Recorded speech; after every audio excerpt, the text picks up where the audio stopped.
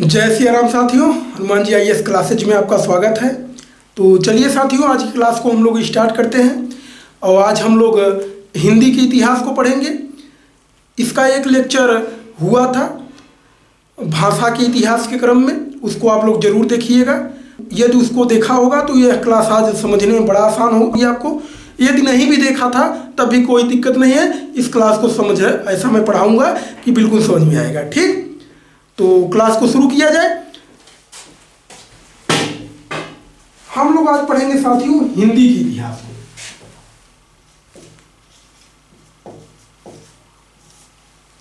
ठीक, हिंदी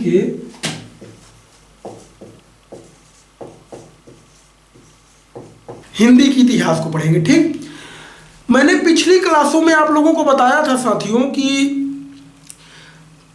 भारत में जितनी भाषाएं निकली थी उनका इतिहास लगभग 1500 ईसा पूर्व से था, जिसमें मैंने आप लोगों को बताया था कि किस प्रकार प्राचीन भारतीय आर्य भाषाएं धीरे धीरे पाली प्राकृत से होती हुई अपभ्रंश और अवहष्ट तक पहुंची थी। अपभ्रंश को कई शाखाओं में बांटा गया था, जिनमें हम लोगों ने पढ़ा था सौरसेनी के बारे में, अर्धमागधी के बारे में, मागधी के बारे में, खस ब्राचड़ के बारे में। वही जो सौरसेनी शाखा थी अपभ्रंश की, उसी से साथियों क्या पश्चिमी हिंदी निकली थी सौरसेनी से। उस पश्चिमी हिंदी से दो शाखाएं विभाजित हुई, एक ओकार ध्वनि और दूसरी आकार ध्वनि। जो ओकार ध्वनि थी उससे ब्रज बोली का विकास हुआ और जो आकार ध्वनि थी उससे खड़ी बोली या कौरवी बोली का विकास हुआ। खड़ी बोली को ही कौरवी भी कहा जाता है। और एक और बोली थी अवधी, जो अर्धमागधी से निकली हुई थी। पिछली क्लासों में मैंने डिटेल में पढ़ाया है, उसको जरूर जाके देखिएगा ताकि चीज़ों को रिलेट कर पाए। अगर नहीं कर पाए तो इतना तो आप समझ गए कि अपभ्रंश से ही ब्रज, खड़ी बोली और अवधी निकली हुई है। ये सारी भाषाएं अपभ्रंश और अवहष्ट से ही निकलती हुई दिखाई देती हैं। प्राचीन भारतीय आर्य भाषाओं को मैंने बताया था कि 1500 से 500 ईसा पूर्व तक था। 500 से 1000 ईसा पूर्व तक मध्यकालीन भारतीय आर्य भाषाओं का इतिहास था।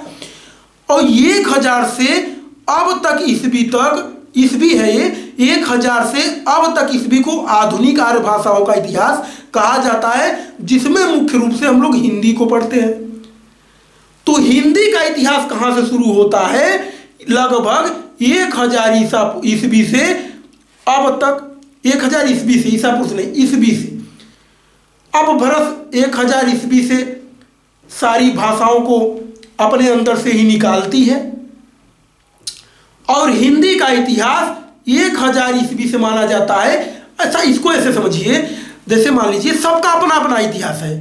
प्राचीन भारतीय आर्य भाषाओं का इतिहास 1500 ईसा पूर्व से शुरू होगा, उसमें भारत की बहुत सारी भाषाएं आएंगी धीरे धीरे, लेकिन हिंदी तो यहां से दिखाई देगी ना।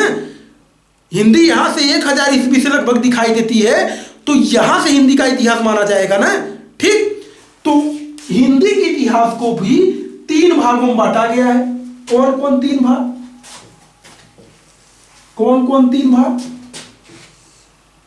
पहला भाग है पहला जो भाग है वह 1100 ईस्वी से 1400 ईस्वी तक माना जाता है।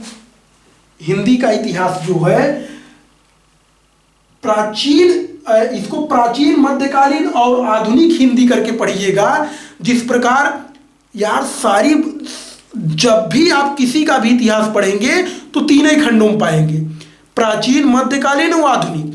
तो हिंदी का जो इतिहास शुरू होता है वह 1100 ईस्वी से शुरू होता है। तो 1100 ईस्वी से 1400 ईस्वी तक क्या है? प्राचीन हिंदी का इतिहास। ये क्या है? प्राचीन हिंदी का इतिहास। प्राचीन हिंदी का इतिहास है। 1400 से लेकर 1850 तक क्या है? मध्यकालीन। मध्यकालीन हिंदी का इतिहास है, यहां हिंदी लगा लीजिएगा, ठीक, हिंदी का इतिहास है, मध्यकालीन हिंदी का इतिहास है। 1850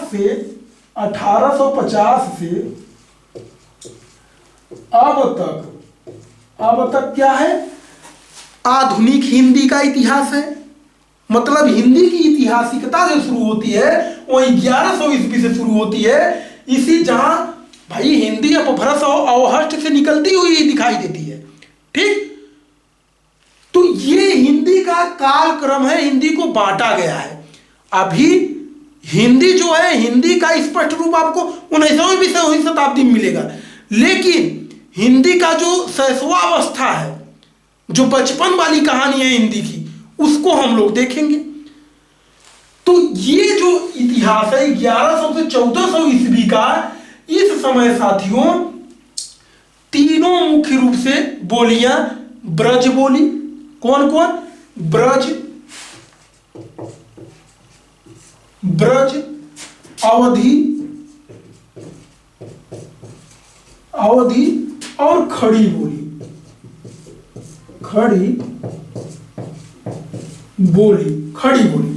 ये तीनों बोलियां धीरे धीरे 13वीं शताब्दी डगते उपभाषाओं का रूप पकड़ लेंगी।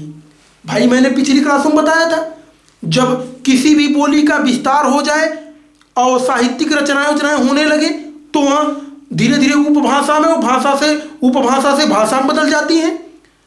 तो इसका मतलब जब 13वीं शताब्दी पार करते करते ये उपभाषाओं में बदल रही हैं, तो इसका मतलब ये हुआ कि इसमें कुछ विद्वानों ने रचनाएं की होंगी। तो बिल्कुल की थी। ब्रज बोली में एक सुधीर अग्रवाल नाम के विद्वान हुए। सुधीर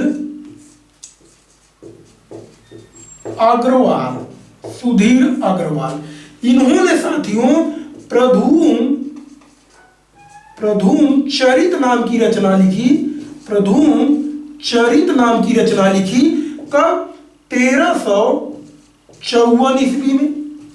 1354 ईस्वी में कौन लिख रहा है? सुधीर अग्रवाल प्रधूम चरित नाम की रचना लिख रहे हैं ब्रज भाषा में, जो कि प्रधूम चरित है।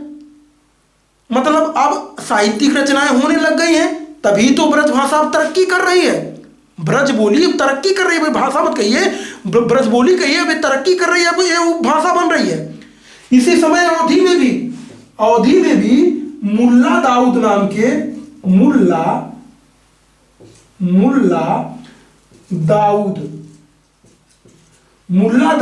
के विद्वान हुए। इन्होंने एक रचना लिखी चंदायन नाम की रचना लिखी। कब? 1370 में। मतलब अवधी भाषा का भी, अवधी बोली का भी विकास हो रहा है, इसका भी विकास हो रहा है 13वीं शताब्दी के आसपास, 14वीं शताब्दी के लमसम, ठीक। इसी समय खड़ी बोली भी इस समय अमीर खुसरो, नामदेव, जयदेव कुछ विद्वान हुए जिन लोगों ने खड़ी बोली को भी आगे बढ़ाया, लेकिन खड़ी बोली का उतना विकास नहीं हो पाया जितना कि ब्रज बोली का हुआ, ब्रज भाषा का हुआ, ठीक। यही साथियों 15वीं 16वीं शताब्दी आते आते यही सारी बोलियां, ये जो ब्रज बोली है, यह ब्रज भाषा बन जाती है, यह भाषा का रूप ले लेती है, क्योंकि इस ब्रज बोली में गद्य पद्य दोनों लिखे जाने लगे। गद्य पद्य तो पहले से ही लिखा जा रहा था, तभी तो ये ब्रज भाषा बन गई थी, उपभाषा बन गई थी। साहित्यिक रचनाएं इसमें हो ही रही हैं, और साहित्यिक रचनाओं का मतलब गद्य पद्य दोनों लिखे जा रहे हैं ब्रज भाषा में, ठीक। तो 15वीं 16वीं शताब्दी में ब्रज बोली में, यानी ये अब ब्रज भाषा बन चुकी है, इसमें कृष्ण भक्त कवियों ने, जिसमें रसखान को आप लोग पढ़ते होंगे, सूरदास को पढ़ते होंगे, जिन्हें अष्टछाप का जहाज कहा जाता है, मीराबाई को, नंददास को, ये कुछ कवि थे जिन्होंने ब्रज भाषा को चरम तक पहुंचा दिया। ब्रज भाषा को भाषा बनाने में मीराबाई, सूरदास, नंददास और रस खान जैसे विद्वानों का प्रमुख योगदान रहा है। उसी समय 15वीं 16वीं शताब्दी में भी ही अवधी भाषा में राम भक्त कवियों ने, एक कृष्ण भक्त कवियों ने आगे बढ़ाया इसको। इस अवधि को कौन आगे बढ़ा रहे हैं? तो राम भक्त कवि, जिसमें मलिक मोहम्मद जायसी को आप लोग पढ़ते होंगे, जिन्होंने पद्मावत जैसी प्रसिद्ध रचना को लिखा। इसी क्रम में उस्मान ने चित्रावली रचना की और कुतुबन महोदय ने मृगावती नाम की रचना लिखी। गोस्वामी तुलसीदास ने रामचरितमानस की रचना की अवधी भाषा में। ये सब पद्मावत, चित्रावली और कुतुबन की मृगावती, गोस्वामी तुलसीदास की रामचरितमानस, सभी अवधी भाषा में लिखी गई। ठीक, मतलब अवधी का भी अच्छा खासा विकास होता रहा। खड़ी बोली का उस समय 15वीं 16वीं शताब्दी में मुस्लिम शासकों के संरक्षण में विकास होता रहा, जिसमें अमीर खुसरो और अमीर खुसरो तो पहले दिल्ली सल्तनत में थे। इस समय गुरु नानक हुए, कबीर दास हुए, रज्जब हुए, मलूक दास हुए। इन लोगों ने खड़ी भाषा को भी आगे बढ़ाने का कार्य किया 15वीं 16वीं शताब्दी में। ठीक, कहानी आगे बढ़ती है हिंदी की। मतलब ये खड़ी बोली जो है ना, कि क्यों बार बार मैं खड़ी बोली को फोकस कर रहा हूं, क्योंकि यही खड़ी बोली आगे चलकर 20वीं शताब्दी में इसी खड़ी बोली का नाम स्पष्ट रूप से हिंदी हो जाएगा। ठीक, महावीर प्रसाद द्विवेदी के समय में, अभी आगे हम देखेंगे। तब तक इसको मैं एक बार फिर मिटा दूं। तो अब क्या, अब 15वीं 16वीं शताब्दी तक की कहानी हो गई। अब आता है समय 18वीं शताब्दी का। 18वीं शताब्दी के आसपास साथियों कुछ विद्वानों ने इस खड़ी बोली को आगे बढ़ाने का कार्य किया। खड़ी बोली को आगे बढ़ाने का कार्य किया कौन कौन विद्वानों ने? एक विद्वान हुए सदासुखलाल नियाज। सदा सुख लाल नियाज। इन्होंने एक रचना लिखी सुख सागर।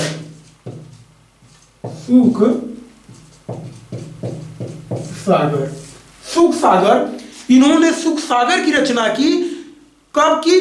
तो 1799 ईस्वी में। किस भाषा में? खड़ी बोली में की। इसी समय साथियों एक विद्वान मुल्ला, उनका नाम है ईसा अल्लाह खां, रानी केतकी की कहानी को आप लोग पढ़ते होंगे। रानी केतकी की कहानी खड़ी भाषा में इसी समय लिखी गई 1810 ईस्वी में ईसा अल्लाह खां के द्वारा। इसी समय 18वीं शताब्दी डकते 1802 में लल्लू लाल जी नाम के एक विद्वान हुए, जिन्होंने प्रेम सागर नाम की रचना लिखी। 1803 में सदल मिश्र नाम के विद्वान हुए, जिन्होंने नासिकेतोपाख्यान नाम की रचना लिखी। तो इनको मैं लिखता चल रहा हूं। सदासुखलाल नियाज क्या हो गया, और उसके बाद कौन हुए? ईसा अल्लाह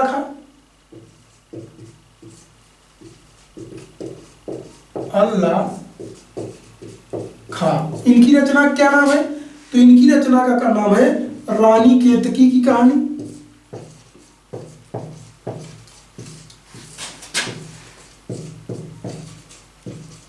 रानी केतकी की कहानी। ठीक,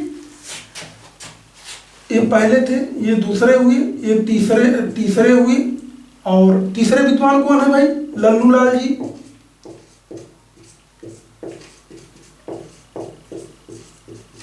इन्होंने क्या लिखा लल्लू लाल जी ने भाई? तो लल्लू लाल जी की रचना है प्रेम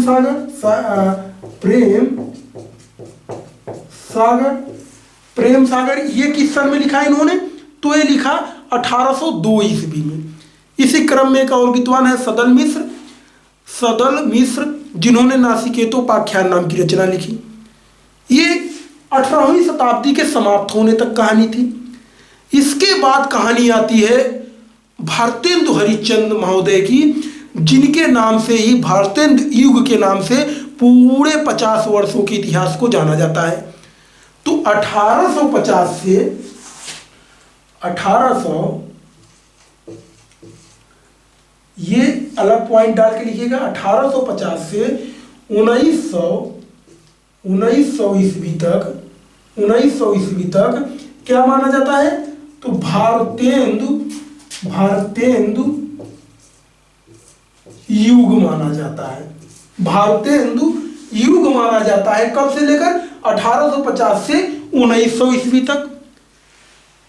क्यों भाई इस 50 वर्षों को एक व्यक्ति के नाम पे रख दिया गया है? क्योंकि भारतेंदु महोदय ने हिंदी के विकास में बड़ा अपना योगदान दिया। इन्होंने भारत दुर्दशा, अधेर नगरी, सत्य हरिश्चंद्र, चंद्रावती, कुछ ऐसी रचनाओं को खड़ी बोली में लिखा, यानी कि हिंदी में लिखा, जिससे हिंदी का विकास बहुत तेजी के साथ हुआ। लेकिन इनका मानना था साथियों कि खड़ी बोली में पद्य को नहीं लिखा जा सकता, सिर्फ गद्य को लिखा जा सकता है। गद्य मतलब कहानी टाइप की चीजें, पद्य मतलब क्या होता है? कविता टाइप की चीजें। अभी तक क्या था? मतलब अभी तक खड़ी भाषा में पद्य नहीं लिखा जा रहा था, नहीं लिखा जा रहा था। तो पद्य किस में लिखा जा रहा था? पद्य लिखा जा रहा था ब्रज भाषा में। मतलब 19वीं शताब्दी आ चुकी है, अभी तक खड़ी भाषा में, खड़ी बोली में पद्य नहीं लिखा जा रहा है। अभी तक खड़ी बोली में पद्य नहीं लिखा जा रहा है, सिर्फ गद्य लिखा जा रहा है। पद्य ब्रज भाषा में लिखा जा रहा है। ठीक? तो भारतेंदु हरिश्चंद्र का मानना था कि गद्य जो है वह खड़ी भाषा में लिखा जाए और पद्य ब्रज भाषा में लिखा जाए, क्योंकि पद्य खड़ी भाषा में नहीं लिखा जा सकता, खड़ी बोली में नहीं लिखा जा सकता। इसी के बाद अयोध्या प्रसाद खत्री नाम के एक विद्वान हुए। उन्होंने कहा, उन्होंने यहां तक कह दिया कि भारतेंदु हरिश्चंद्र कोई भगवान नहीं थे। मतलब उनके कहने का यह था कि खड़ी बोली में गद्य और पद्य दोनों लिखे जा सकते हैं। भारतेंदु हरिश्चंद्र ने एक लेखक मंडल को भी स्थापित किया। बहुत सारे विद्वान हुआ करते थे इस मंडल में और हिंदी के विकास में अपना योगदान दे रहे थे। तो मतलब भारतेंदु हरिश्चंद्र तक का समय जो था, उस समय तक गद्य जो था वह खड़ी बोली में लिखा जा रहा था, पद्य जो था ब्रज भाषा में लिखा जा रहा था। ठीक? लेकिन इसके बाद कहानी मुड़ जाती है। ये भारतेंदु युग था। इसके बाद आता है 1900 से 1920 तक,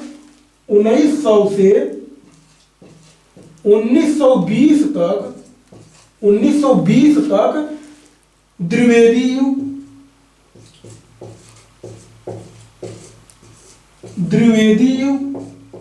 द्विवेदी युग इनके नाम पे क्यों पड़ा है? द्विवेदी किसके नाम पे पड़ा है भाई? तो ये महावीर प्रसाद द्विवेदी नाम के एक विद्वान हुए। इन्होंने तो हिंदी को एक चमत्कारी रूप से मोड़ दिया, सब कुछ स्पष्ट कर दिया। क्या कर दिया भाई? इन्होंने अब स्पष्ट रूप से क्या कर दिया? गद्य और पद्य दोनों खड़ी भाषा में लिखना शुरू कर दिया। क्योंकि भारतेंदु हरिश्चंद्र के बाद भी गद्य और पद्य जो था, अभी संशय में था कि गद्य और पद्य खड़ी भाषा में लिखा जाए कि न लिखा जाए। लेकिन ये जब आए महावीर प्रसाद द्विवेदी, इन्होंने व्याकरण के त्रुटियों को दूर किया, सरस्वती पत्रिका का प्रकाशन करवाया और इनके आने के बाद स्पष्ट हो गया कि अब गद्य और पद्य दोनों खड़ी बोली में लिखे जा सकते हैं। अब यही खड़ी बोली यहां पे आकर स्पष्ट रूप से हिंदी बन गई। क्या बन गई? यही खड़ी बोली स्पष्ट रूप से यहां आकर क्या बन गई? हिंदी बन गई। क्या ये कहानी समझ में आई? हिंदी कहां आके खड़ी बोली बनी, कहां से चली थी? यहां आके खड़ी बोली हिंदी बन गई। अब द्विवेदी युग के बाद साथियों आता है छायावादी युग। द्विवेदी युग के बाद क्या आता है? छायावादी युग। छायावादी युग के कौन कौन विद्वान हैं? तो इसमें जयशंकर प्रसाद है, मुंशी प्रेमचंद है, रामचंद्र शुक्ल जी हैं, महादेवी वर्मा जी हैं, सुमित्रानंदन पंत हैं, राम कुमार वर्मा है, सूर्यकांत त्रिपाठी निराला जी हैं। ठीक, तो इन विद्वानों को अब हम लोग देखने वाले हैं। द्विवेदी युग समाप्त हो गया। द्विवेदी युग के बाद एक युग आता है, इसका नाम है छायावाद युग। छायावादी ये कब से कब है? तो ये 1918 से लेकर 1936 तक माना जाता है। कब से कब तक? 1918 से लेकर 1936 तक माना जाता है। इस युग के प्रमुख विद्वान जो हैं वो पहले विद्वान हैं जयशंकर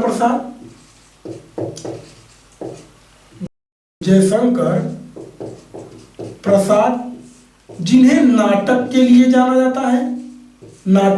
जाना जाता है। दूसरे विद्वान हैं मुंशी प्रेमचंद,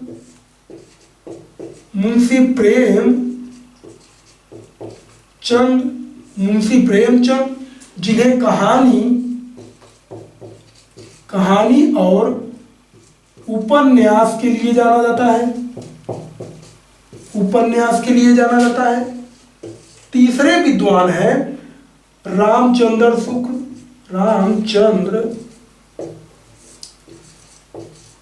शुक्ल, इन्हें आलोचना के लिए जाना जाता है। ठीक, ये छायावादी कवि हैं। इनके अलावा राम कुमार वर्मा, सुमित्रानंदन पंत, महादेवी वर्मा और सूर्यकांत त्रिपाठी निराला महोदय भी छायावादी कवि माने जाते हैं।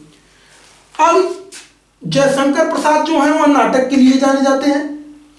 अब नाटक का इतिहास यदि हम लोगों को पढ़ना है तो यहां से नाटक का इतिहास शुरू होगा 1918 से लगभग। भाई नाटक तो पहली बार यहां दिखाई दे रहा, अभी तक नाटक देखा कब से हम लोग पढ़ रहे हैं? पहली क्लास से लेकर अब तक। तो नाटक का इतिहास यहां से शुरू होगा। तो जयशंकर के नाम से ही नाटक का इतिहास पढ़ा जाता है कि जयशंकर के पूर्व का नाटक, जयशंकर के समय का नाटक, जयशंकर के बाद का नाटक। उसी प्रकार कहानियों उपन्यासों को मुंशी प्रेमचंद के समय से माना जाता है। तो कहानी उपन्यासों का इतिहास हम लोग जब पढ़ते हैं तो मुंशी प्रेमचंद के पहले की कहानी या उपन्यास, मुंशी प्रेमचंद के समय का उपन्यास और मुंशी प्रेमचंद के बाद का उपन्यास हम लोग पढ़ते हैं। यहां से इनका इतिहास शुरू होता है। उसी प्रकार आलोचना को भी देखा जाता है। ठीक, ये छायावादी कवि थे। अब 1936 से लेकर अब एक और युग आता है 1936 से लेकर 1946 तक। कौन सा युग है? इसका नाम है प्रगतिवाद युग।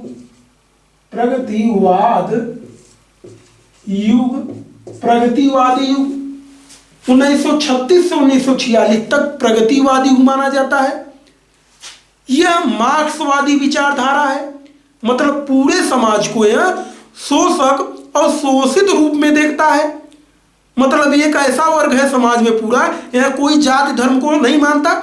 यह पूरे समाज को एक दो कैटेगरी में बांट देता है। एक ऐसी कैटेगरी है जो संपन्न वर्ग है, जो समाज का शोषण कर रहा है, और एक ऐसा वर्ग है जो शोषित हो रहा है, जिसका शोषण हो रहा है।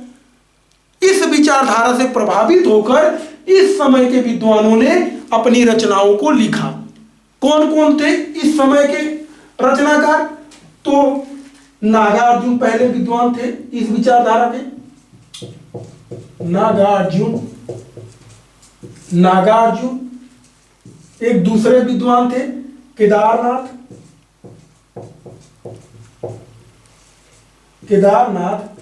अग्रवाल नाम था इनका, केदारनाथ अग्रवाल। तीसरे विद्वान थे शिवमंगल सिंह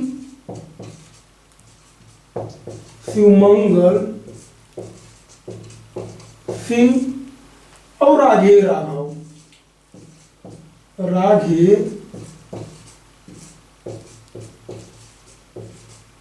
राघव, राघव, ये 4 विद्वान प्रगतिवाद युग से संबंधित माने जाते हैं। ठीक, जो कि मार्क्सवादी विचारधारा है, समाज को शोषक और शोषित रूप में देखता है। इसी के बीच में 1936 से 1946 के बीच में 1943 में एक विचारधारा और आई, एक युग और आया जिसे प्रयोगवाद कहा जाता है। प्रयोगवाद युग कहा जाता है। प्रयोगवाद युग कहा जाता है। यह आधुनिक विचारधारा थी, नवीन विचारधारा थी। इसके जन्मदाता सच्चिदानंद हीरानंद और सायन अज्ञेय महोदय थे। इस प्रयोगवाद युग के जन्मदाता। इसी क्रम सच्चिदानंद हीरानंद, यहां मैं लिख रहा हूं, सच्चिदानंद,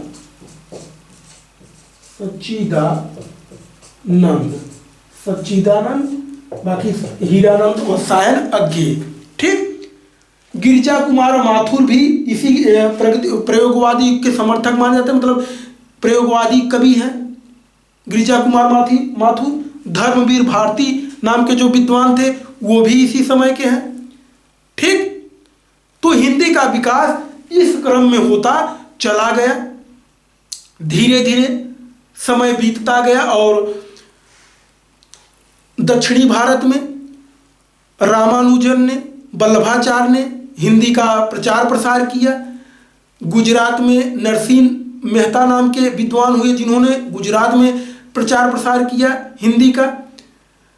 असम में शंकरदेव नाम के विद्वान थे जिन्होंने हिंदी को आगे बढ़ाया। नामदेव ने महाराष्ट्र में हिंदी को आगे बढ़ाया। पश्चिम बंगाल में चेतन ने हिंदी को आगे बढ़ाया। तो हिंदी का विकास होता गया और कुछ स्वतंत्रता से संग्राम के दौरान, भारत जब स्वतंत्र होने के करीब था, उस समय थियोसॉफिकल सोसाइटी एनी बेसेंट की जो थी वह भी हिंदी की समर्थक थी। स्वामी विवेकानंद का रामकृष्ण मिशन वह भी हिंदी को आगे बढ़ाने का कार्य कर रहा था। प्रार्थना समाज आत्मारंग पांडुरंग के द्वारा 1867 में जो स्थापित किया गया था उसने भी हिंदी को आगे बढ़ाया। इन समाजों ने भी हिंदी को आगे बढ़ाने का कार्य किया। आगे चलकर गांधी जी के प्रयास से कांग्रेस की कार्यकारिणी परिषद भी हिंदी में ही अपने कागज पत्रों को, यानी कि सरकारी कामों को करने लगी थी। लेकिन जब संविधान लागू हुआ, धीरे धीरे हिंदी, जो कि भारत में सबसे अधिक बोले जाने वाली भाषा थी, यह भारतीय विविधता का शिकार हो गई। भारत में इतनी विविधता है भाषाओं की, उसी का हिंदी ने परिणाम भोगा। और एक तरह से कहिए कि हिंदी का जो सत्यानाश हुआ वह भारत की कहीं न कहीं विविधताओं के कारण ही हो गया। ठीक, बाकी वो सब संवैधानिक चीजें हैं, उसको हम लोग कभी राजनीति शास्त्र में पढ़ेंगे। तो क्लास कैसी लगी जरूर बताइएगा साथियों। उम्मीद करता हूँ क्लास अच्छा लगा होगा। यदि अच्छा लगा हो तो लाइक शेयर करते चलिए। जय सिया राम, बाय बाय।